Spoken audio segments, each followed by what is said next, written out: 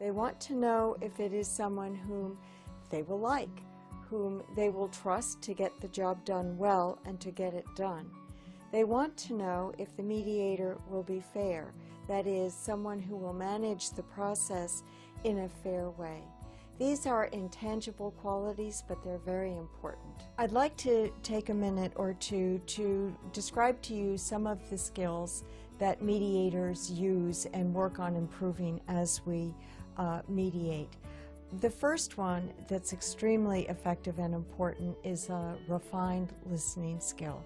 That is a real workhorse in how we manage a process. A second very important skill is an attention to detail, focusing on what is going on and being communicated between the parties. What is this dispute about? What is it really about? We look for clues and cues that might become windows of opportunity to create some new way to resolve the dispute. A third quality or skill that is very important is a kind of leadership. We are influencing parties to try to look at the facts from a slightly different perspective.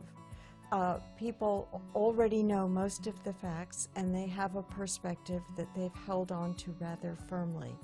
But it's important to try to open up that frame of reference. We're trying to reduce some of the very natural fear or resistance that we all have to making any kind of change. We're signaling in a way that fair compromise is not a loss. And if you don't mind, I want to tell you, to illustrate what I mean by perspective, illustrate how very real and how powerful it is. The other day, I was taking a walk along the canal towpath in Washington, D.C., and it was the day after a lot of rain. The towpath is primarily a dirt path.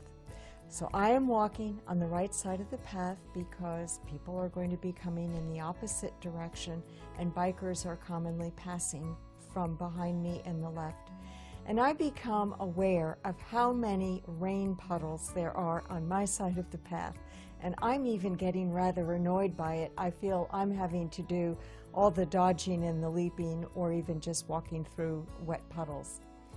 Well, lo and behold, when I reach the point at which I'm going to turn around, I start walking back on the other side of the path. And what do I find? Just as many, it seems, rain puddles on this other side of the path. And I have to laugh at myself because my cranky determination that I was getting all the rain puddles when I was coming out in the first direction was wrong. And my frame of reference was opened. That's an example of how powerful perspective is and when we look at facts. And changing that perspective a little can really cause us to change our minds a little, or at least open up our thinking.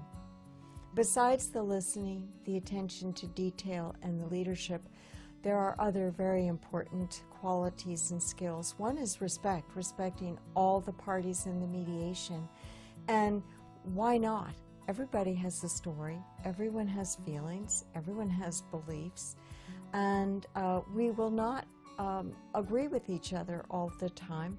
We don't even have to like each other, but if we can at least consider and see the intrinsic humanity in the other people, we can use that as a basis to try to fashion some resolution that we can all live with. Another skill that is absolutely imperative is neutrality. You might not think of that as a skill, but maintaining neutrality is not necessarily always easy, but it is incumbent, it is an ethical requirement for mediators that we balance the process and manage it so that it is a fair and balanced process for all the parties, so that no one is disadvantaged as a result of going through the process. It is an ethical requirement, as I've said. It is something to which I am deeply committed.